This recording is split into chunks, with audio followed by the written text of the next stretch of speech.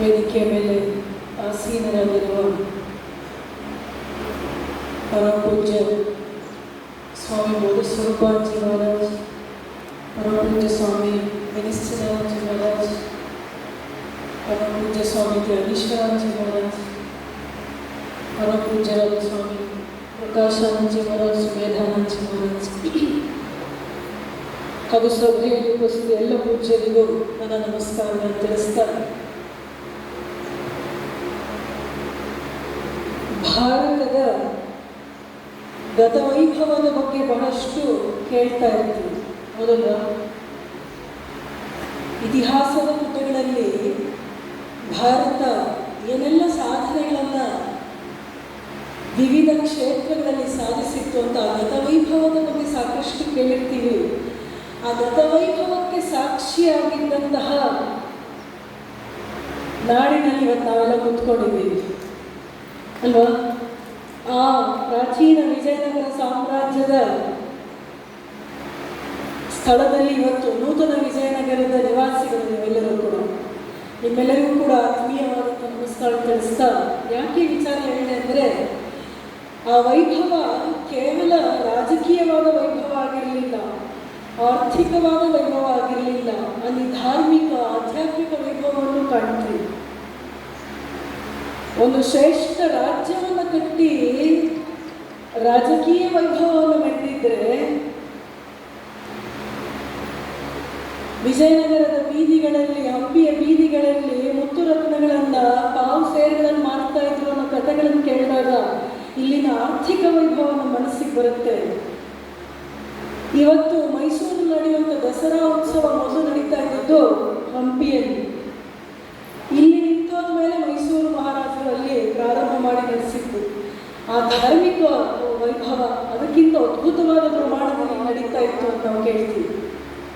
ಅದಕ್ಕಿಂತ ಈ ವಿಜಯನಗರ ಸಾಮ್ರಾಜ್ಯಕ್ಕೆ ಕಾರಣೀಭೂತರಾದಂತಹ ವಿದ್ಯಾರಣ್ಯರು, ಈ ದೇಶದ ನಿಜವಾದ ವೈಭವ ಆಧ್ಯಾತ್ಮಿಕ ವೈಭವ. ಆದಿಶಂಕರಾಚಾರ್ಯರಾದ ಮೇಲೆ ಆ ಪರಂಪರೆಯಲ್ಲಿ ಆ ಮಟ್ಟದ ಜ್ಞಾನ ಚಿಂತನೆಗಳನ್ನು, ಅವರ ಬಹಳ ಸುಪ್ರಸಿದ್ಧವಾದಂಥ ಪಂಚದಶಿ, ಜೀವನ್ಮುಕ್ತಿ ವಿವೇಕ, ಈ ಎಲ್ಲ ಪುಸ್ತಕಗಳನ್ನು ನೋಡಿದಾಗ ಆ ಮಟ್ಟದ ಚಿಂತನೆಗಳನ್ನು, ಆಧ್ಯಾತ್ಮಿಕ ಚಿಂತನೆಗಳನ್ನು ಕೊಟ್ಟಂತಹ ವಿದ್ಯಾರಣ್ಯರೇ ಈ ವಿಜಯನಗರ ಸಾಮ್ರಾಜ್ಯಕ್ಕೆ ಕಾರಣೀಭೂತರಾಗಿದ್ದರು. ಇದು ಭಾರತದ ವಿಶೇಷತೆ. ನಾವು ಎಲ್ಲಿ ಯಶಸ್ವಿ ಆಗಬೇಕಾದ್ರೂ ಕೂಡ ಮೊದಲು ನಾವು ಗಟ್ಟಿ ಮಾಡ್ಕೊಳ್ಬೇಕಾಗಿರೋದು ಯಾವುದನ್ನ? ಆಧ್ಯಾತ್ಮಿಕತೆಯನ್ನು, ಧಾರ್ಮಿಕತೆಯನ್ನು. ಎಲ್ಲಿವರೆಗೆ ನಾವು ಆ ಧರ್ಮ ಮತ್ತು ಅಧ್ಯಾತ್ಮವನ್ನು ಶಕ್ತಿಯುತಗೊಳಿಸೋದಿಲ್ವೋ ಇನ್ನೆಲ್ಲ ಬಗೆಯ ಪ್ರಗತಿ, ಪ್ರೋಗ್ರೆಸ್ ಅಂತ ನಾವೇನು ಹೇಳ್ತೀವೋ ಅದೆಲ್ಲವೂ ಟೊಳ್ಳೆ ಆಗಿರುತ್ತೆ. ಯಾವತ್ತೂ ಅದು ಕುಸಿದು ಬೀಳೋದಕ್ಕೆ ಸಾಧ್ಯ ಇಲ್ಲ. ಇದು ಭಾರತದ ಶ್ರೇಷ್ಠತೆ. ಇದನ್ನು ಗುರುತಿಸಿದವರು ಸ್ವಾಮಿ ವಿವೇಕಾನಂದರು. ಜಗತ್ತಿನ ಮುಂದೆ, ಪಾಶ್ಚಾತ್ಯ ಜಗತ್ತಿನ ಮುಂದೆ ಈ ವಿಚಾರವನ್ನು ಸ್ವಾಮಿ ವಿವೇಕಾನಂದರು ಹೇಳ್ತಾರೆ. ಸ್ವಾಮೀಜಿ ಹೇಳುವಂಥ ಎರಡು ಮಾತುಗಳು ಚೆನ್ನಾಗಿ ನೆನಪಾಗ್ತಾ ಇದೆ. ಸ್ವಾಮಿ ವಿವೇಕಾನಂದರು ಹೇಳ್ತಾರೆ, ಒಬ್ಬ ವ್ಯಕ್ತಿ ಬೇಕಾದಷ್ಟು ಪಾಂಡಿತ್ಯವನ್ನು ಪಡ್ಕೊಂಡು ಶಾಸ್ತ್ರಾಧ್ಯಯನವನ್ನು ಮಾಡಿ ಅದ್ಭುತವಾದ ಸಂಸ್ಕೃತ ಭಾಷೆಯಲ್ಲಿ ತಿಳಿದವನಾಗಿ ಅದನ್ನೆಲ್ಲ ವ್ಯಾಖ್ಯಾನಿಸ್ತಾ ಇದ್ದರೆ ಬಹುಶಃ ಅವನ ವಿಚಾರ ಕೇಳೋದಕ್ಕೆ ಎಲ್ಲೋ ಕೆಲವರೇ ಜನ ಇರ್ತಾರೆ. ಇನ್ನೊಬ್ಬ ಯಾರೋ ಇರ್ತಾನೆ, ಅವನು ಅತ್ಯಂತ ಗ್ರಾಮೀಣವಾದ ಭಾಷೆಯಲ್ಲಿ ಸಾಮಾನ್ಯವಾದಂಥ ಉದಾಹರಣೆಗಳನ್ನು ಕೊಡ್ತಾ ಮಾತನಾಡ್ತಾನೆ. ಆದರೆ ಅವನ ಹತ್ರ ನೂರಾರು ಸಂಖ್ಯೆಯಲ್ಲಿ ಜನ ಬರ್ತಾ ಇರ್ತಾರೆ. ಇನ್ನೊಂದು ಮಾತು ಹೇಳ್ತಾರೆ ಸ್ವಾಮಿ ವಿವೇಕಾನಂದರು, ಸಮಾಜ ಸೇವೆ ಮಾಡುವಂಥವ್ರು ಎಷ್ಟೋ ಜನ ಆಸ್ಪತ್ರೆಗಳನ್ನು, ಶಾಲೆಗಳನ್ನೆಲ್ಲ ಕಟ್ತಾರೆ, ಒಳ್ಳೆಯದೇ ಅದು ಸಮಾಜಕ್ಕೆ. ಆದರೆ ಅದಕ್ಕಿಂತ ಸಮಾಜಕ್ಕೆ ಒಳ್ಳೆಯದಾಗೋದು ಯಾರಿಂದ? ಯಾರು ಹಿಮಾಲಯದ ಒಂದು ಗುಹೆಯಲ್ಲಿ ಕೂತ್ಕೊಂಡು ಸತ್ಯ ಸಾಕ್ಷಾತ್ಕಾರವನ್ನು ಅಥವಾ ಆತ್ಮ ಸಾಕ್ಷಾತ್ಕಾರವನ್ನು ಮಾಡಿಕೊಂಡು ಸುಮ್ಮನೆ ತಮ್ಮ ಆಲೋಚನಾ ಲಹರಿಗಳನ್ನು ಹರಡ್ತಾರಂಥವ್ರು ಜಗತ್ತಿನಲ್ಲಿ, ಜಗತ್ತಿಗೆಲ್ಲ ಒಳ್ಳೆಯದಾಗಲಿ ಅಂತ. Those thought waves are far more powerful than all these actions ಅಂತ ಹೇಳ್ತಾರೆ ಸ್ವಾಮಿ ವಿವೇಕಾನಂದ. ಇದಕ್ಕೆ ಸಾಕ್ಷಿ ಅಂತ ಹೇಳೋದಾದ್ರೆ ನಮಗೆ ಶ್ರೀರಾಮಕೃಷ್ಣ ಶಾರದಾದೇವಿಯವರೇ. ಪ್ರತಾಪ್ ಚಂದ್ರ ಮಜುಂದಾರ ಬ್ರಾಹ್ಮಣ ಸಮಾಜದವನು ಶ್ರೀರಾಮಕೃಷ್ಣ ಬಗ್ಗೆ ಒಂದು ಆರ್ಟಿಕಲ್ ಬರೀತಾರೆ. ಅವನು ಅದರಲ್ಲಿ ಹೇಳ್ತಾನೆ, ನಮಗೆ ಆಶ್ಚರ್ಯ ಆಗ್ತಾ ಇತ್ತು, ನಾವೆಲ್ಲ ಕಲ್ಕತ್ತಾದ ವಿಶ್ವವಿದ್ಯಾನಿಲಯಗಳಲ್ಲಿ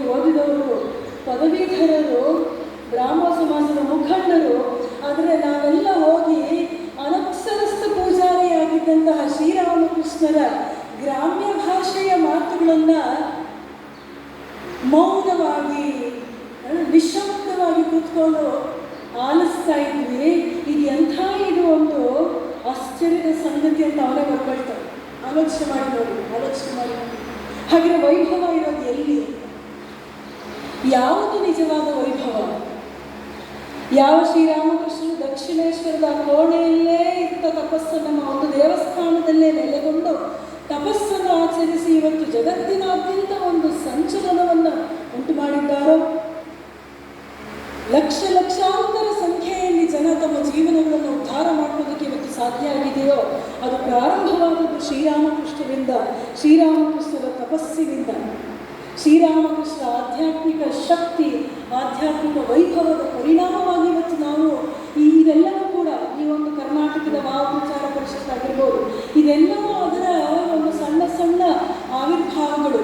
ಮೂಲ ಶಕ್ತಿ ಶ್ರೀರಾಮಕೃಷ್ಣ ಪರಮಹಂಸ. ಅದೇ ರೀತಿಯಾಗಿ ಶಾರದಾ ಮಾತೆ ಕೂಡ ಸೋದರಿ ನಿವೇದಿತ ಹೇಳ್ತಾಳೆ, ಶ್ರೀಮಾತೆ ಶಾರದಾ ದೇವಿಯವರು ನವಲಕ್ಕಾನೆಯ ಸಣ್ಣ ಕೋಣೆಯನ್ನು ಹೋಗಿ ಬಾಗಿಲು ಹಾಕೊಂಡ್ರು, ಕೆಲ ವರ್ಷಗಳ ಕಾಲ ತಪಸ್ಸನ್ನು ಮಾಡಿದ್ರು.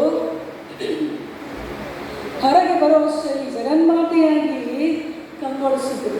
ಹೊರಗೆ ಬರುವಷ್ಟರಲ್ಲಿ ಜಗತ್ತಿಗೆ ಮಾತೃಸ್ಥಾನದಲ್ಲಿ ನಿಂತು ಪ್ರತಿಯೊಬ್ಬ ಜೀವಿಯನ್ನೂ ಕೂಡ ತನ್ನ ಸಂತಾನ ಅಂತ ಭಾವಿಸುವಂಥ ಅಂತಹ ಹಿರಿದಾನಂದ ಸ್ಥಾನಕ್ಕೆ ಏರಿದ್ರಲ್ಲ ಶಾರದಾ ಮಾತೆಯವರು. ಇದು ಎಲ್ಲಿಂದ ಸಾಧ್ಯ ಆಯಿತು? ಅನಾಮತ್ಕಾರಿಯಲ್ಲಿ ಯಾರಿಗ ಕಣ್ಣಿಗೂ ಬೀಳದೆ ಇಲ್ಲೆಲ್ಲೋ ಶ್ರೀರಾಮಕೃಷ್ಣನ ಪತ್ನಿ ವಾಸವಾಗಿದ್ದಾರಂತೆ. ನಾವು ನೋಡಿಲ್ಲ ಅವರನ್ನ, ಎಲ್ಲಿದ್ದಾರವರು, ನಾವು ನೋಡೇ ಇಲ್ವಲ್ಲ ಅಂತ ಜನ ಆಶ್ಚರ್ಯ ಪಡುವಷ್ಟು ಗೋಪ್ಯವಾಗಿ ಲಜ್ಜೆಯ ಪರದೆಯೊಳಗೆ ಶಾರದಾ ಮಾತೆಯರಿರ್ತ ಸಾಧನೆ ಮಾಡಿ ಇವತ್ತು ಅವರ ಸಾಧನೆ ಅನ್ನೋದು ಅವರನ್ನು ಎಲ್ಲಿಗೆ ಕೊಂಡೊಯ್ದಿದೆ. ಶ್ರೀರಾಮಕೃಷ್ಣರ ಪ್ರಭಾವಕ್ಕಿಂತ ಶಾರದಾ ಮಾತೆಯ ಪ್ರಭಾವ ಹೆಚ್ಚಾಗಿದೆ. ಧಿಕ್ಕರಿಸಿದಂಥ ಸಂದರ್ಭದಲ್ಲಿ ಆಗಮಿಸಿದವರು ಶ್ರೀರಾಮಕೃಷ್ಣರು, ಅವತರಿಸಿದವರು ಶ್ರೀರಾಮಕೃಷ್ಣರು. ಇದೆಲ್ಲ 100% ಸತ್ಯ. ಭಗವಂತ ಅಂದರೆ 100% ಸತ್ಯ ಅಂತ ಜಗತ್ತಿಗೆ ತೋರಿಸಿಕೊಟ್ಟವರು. ಸ್ವಾಮಿ ವಿವೇಕಾನಂದರು ಹೇಳ್ತಾರೆ, ನಾವು ಭಾರತೀಯರು ನಮ್ಮ ಪರಂಪರೆ ಏನು, ನಮ್ಮ ಹಿನ್ನೆಲೆ ಏನು, ನಮ್ಮ ಹಿಂದಿನವರು ಯಾರು ಅನ್ನೋದು ನಾವು ನೆನಪು ಮಾಡಿಕೊಳ್ಬೇಕು. ಸ್ವಾಮೀಜಿ ಹೇಳ್ತಾ ಇದ್ರು, ಓ ಭಾರತೀಯರೇ, ನಿಮ್ಮಲ್ಲಿ ಹರಿತಾ ಇರೋದು ಋಷಿರಕ್ತ, ಇದು ಮರಿಬೇಡಿ. ಋಷಿರಕ್ತ ನಮ್ಮಲ್ಲಿ ಹರಿತಾ ಇದೆ ಅಂದರೆ ಏನರ್ಥ? ನಮ್ಮ ಜೀವನವನ್ನು ಋಷಿ ಸದೃಶವಾದ ರೀತಿಯಲ್ಲಿ ನಡೆಸಬೇಕಾಗಿದೆ. ಸ್ವಾಮೀಜಿ ಹೇಳ್ತಾರೆ, ಈ ಭಾರತವನ್ನು ಅದೆಷ್ಟು ಬಾರಿ ಜನ ತುಳಿಯೋದಕ್ಕೆ ಪ್ರಯತ್ನ ಮಾಡಿದ್ರು, ಆದರೂ ಸಾಧ್ಯ ಆಗಲಿಲ್ಲ. ಯಾಕಂತ ಹೇಳಿದ್ರೆ ಭಾರತ ನಿಂತಿರೋದು ಆ ಪರಮ ಸತ್ಯದ ಮೇಲೆ. ಭಾರತೀಯರ ಜೀವನ ನಿಂತಿರೋದು ಆ ಪರಮ ಸತ್ಯದ ಮೇಲೆ. ಭಾರತೀಯರ ನಂಬಿಕೆಗಳು ನಿಂತಿರೋದು ಆ ಪರಮ ಸತ್ಯದ ಮೇಲೆ. ಇದನ್ನು ಇವತ್ತಿನ ಭಾರತೀಯರು ನಾವು ನೆನಪು ಮಾಡ್ಕೋಬೇಕಾಗಿದೆ. ಸ್ವಲ್ಪ ಮರೆತು ಹೋಗ್ತಾ ಇದ್ದೀವಿ.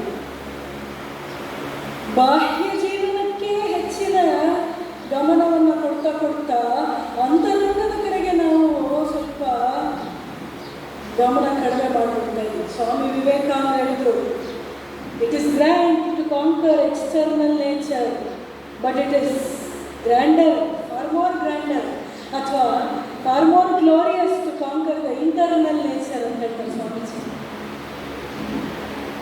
ವಿಜ್ಞಾನ ತಂತ್ರಜ್ಞಾನಗಳ ಮೂಲಕ ನಾವು ಬಾಹ್ಯ ಪ್ರಕೃತಿಯ ಮೇಲೆ ಸಾಧಿಸ್ತಾ ಇರುವಂತಹ ನಿಯಂತ್ರಣ ಇದೆಯಲ್ಲ, ಪರಮಾದ್ಭುತವೇ, ಯಾವ ರೀತಿಯಲ್ಲೂ ಕಡಿಮೆ ಅಲ್ಲ. ಆದರೆ ಅದಕ್ಕಿಂತ ಶ್ರೇಷ್ಠ, ಅದಕ್ಕಿಂತ ಪರಮಾದ್ಭುತವಾದದ್ದು ಯಾವುದು? ನಿನ್ನ ಒಳ ಪ್ರಕೃತಿಯ ಮೇಲೆ ನಿಯಂತ್ರಣವನ್ನು ಸಾಧಿಸಬೇಕು. ನಿನ್ನ ಸ್ವಭಾವದ ಮೇಲೆ. ಆ ಸ್ವಭಾವ ನಮ್ಮನ್ನು ಎಲ್ಲಿ ಕೆಳಮಟ್ಟಕ್ಕೆ ಕರ್ಕೊಂಡು ಹೋಗುತ್ತೋ ಅಲ್ಲೆಲ್ಲ ಹೋಗೋದಲ್ಲ. ಆ ಸ್ವಭಾವವನ್ನು ಮೇಲ್ಮುಖವಾಗಿ ಹರಿಸುವಂತೆ ಮಾಡಬೇಕು. ಒಳ ಪ್ರಕೃತಿಯನ್ನು ಯಾವಾಗಲೂ ಕೂಡ ಮೇಲ್ಮುಖವಾಗಿ ಹರಿಸಬೇಕಾದರೆ ನಮಗೆ ಅದರ ಮೇಲೆ ನಿಯಂತ್ರಣ ಬೇಕು. This is for more glorious ಅಂತ ಹೇಳ್ತಾರೆ ಸ್ವಾಮಿ ವಿವೇಕಾನಂದರು. ಅಲ್ಲೇ ನಮಗೆ ಶಾರದಾ ಮಾತೆಯ ಜೀವನ ಗ್ಲೋರಿಯಸ್ ಆಗಿ ಮಾಡೋದು. ಯಾವುದು ಅತ್ಯಂತ ಸರಳ ಅನಿಸುತ್ತೋ ಒಳಹೊಕ್ಕು ನೋಡಿದಾಗ ಅಲ್ಲಿ ಆತ್ಮಸಂಯಮದ ವೈಭವ ಇದೆ, ಅಲ್ಲಿ ತ್ಯಾಗದ ವೈಭವ ಇದೆ, ಅಲ್ಲಿ ನಿಸ್ವಾರ್ಥತೆಯ ವೈಭವ ಇದೆ, ಅಲ್ಲಿ ತಪಸ್ಸಿನ ವೈಭವ ಇದೆ, ಅಲ್ಲಿ ಸರಳತೆಯ